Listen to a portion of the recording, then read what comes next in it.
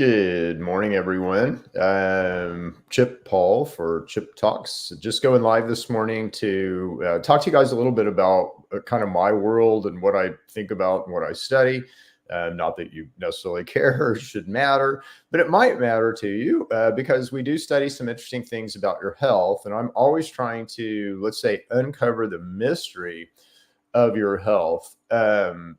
Deflexner our thinking, let's say.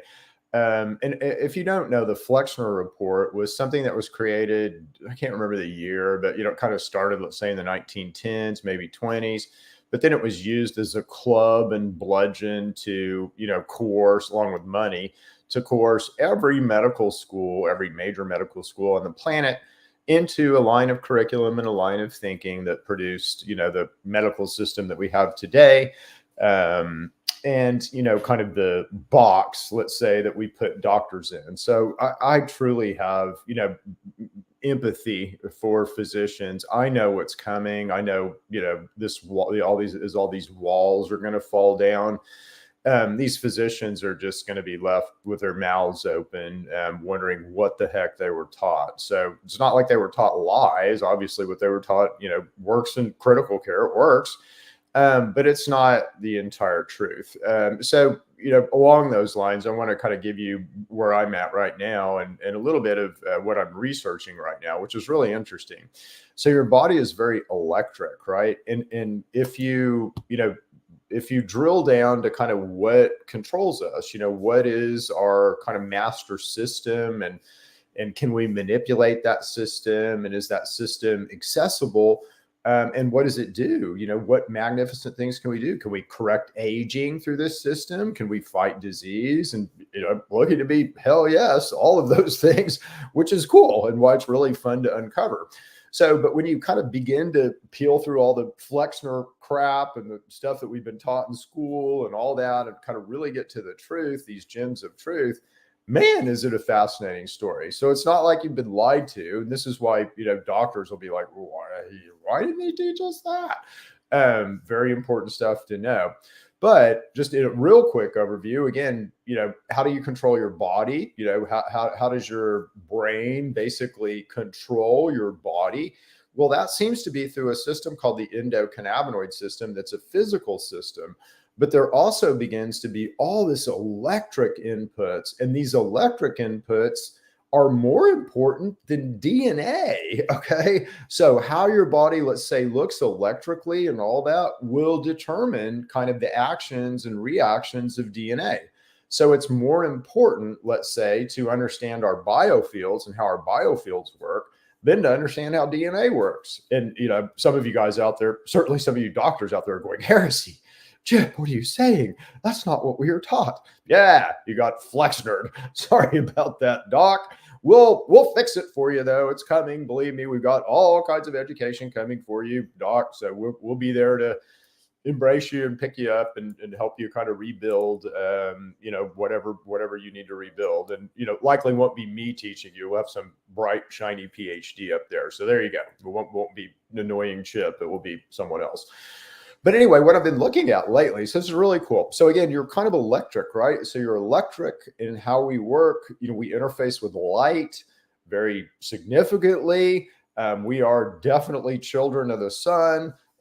These electric fields will respond to the sun and what is the position of the sun at any time of day. And those electric fields basically will dictate DNA and matter. Okay. So as woohoo as that sounds, that is truth. And don't take my word for it. There's a great, really smart guy out there called Michael Levin. Go look up Michael Levin, who's a PhD and lettered out the wazoo, and, read what he's doing, which is pretty fascinating stuff. But along these lines, we have to have basically, kind of barriers, and we have to have ways that we can get this electricity, these ions, into us. And again, how does this work? Just potential, right? So if I create enough, let's say, plus ions, I'm going to build potential, just like I would water. So if I have a lot of water up here and, water down here, this water up here is going to want to go down there, right? So this is how your body works. It's just building potentials. Which is really cool. So anyway, this is exciting. So let me throw this up there, and let me kind of get over there on my browser so I can look at this better. But basically, this is just Chat GPT.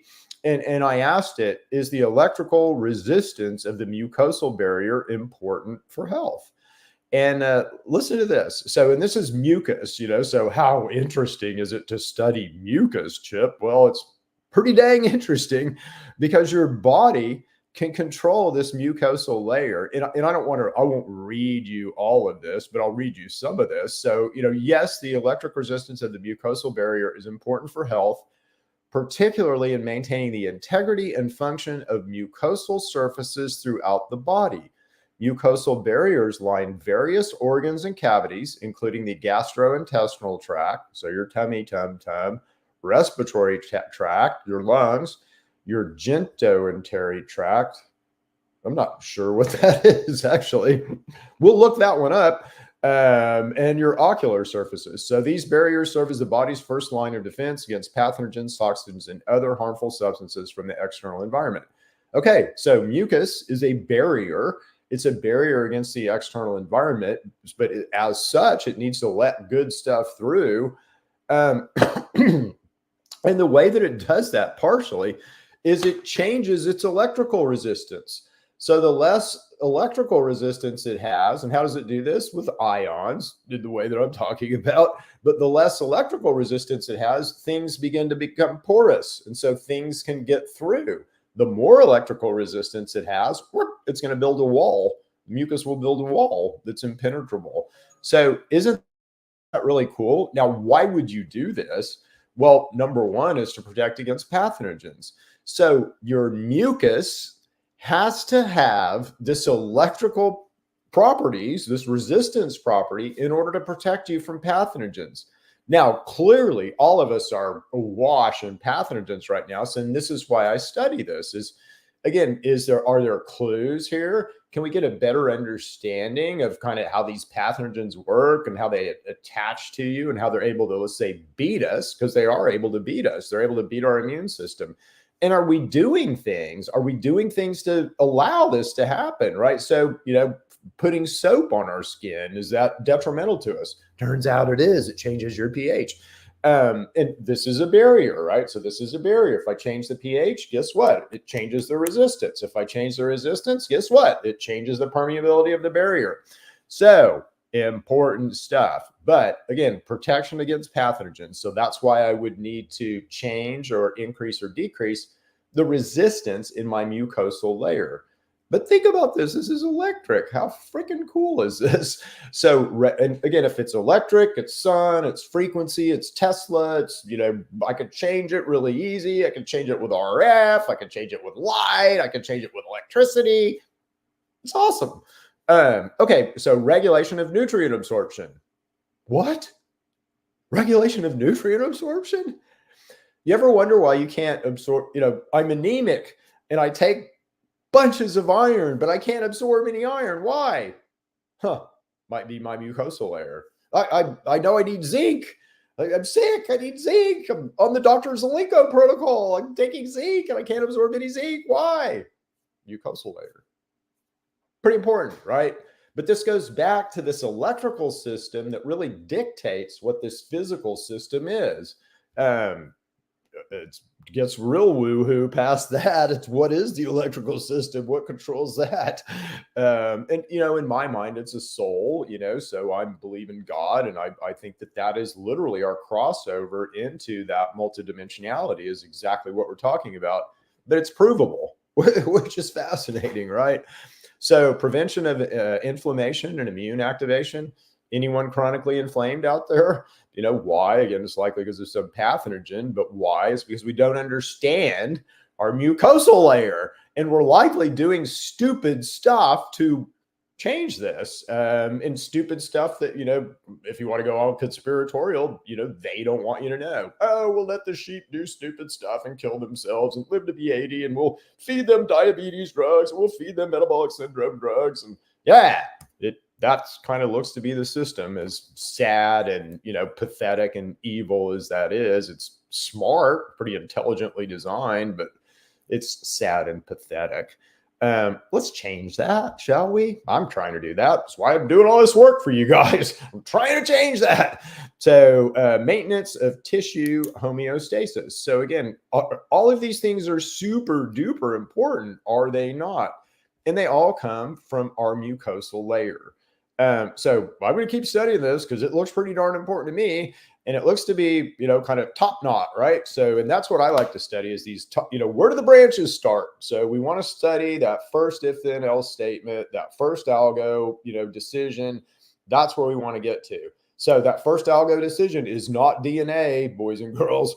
It is absolutely in biofield, and it may be above that in some way, right? So there may be some light field that associates with our biofield, that's godly or something, which is fascinating. So cool. I'm almost to the point where I could peer review prove that God exists, which is kind of cool with all this and just by studying how you work. So anyway, we'll see you guys tomorrow. We'll likely be back with something else. I will be interviewing my wife tomorrow on Chip Talks, which is going to be really, really cool and fun. So tune in for that one.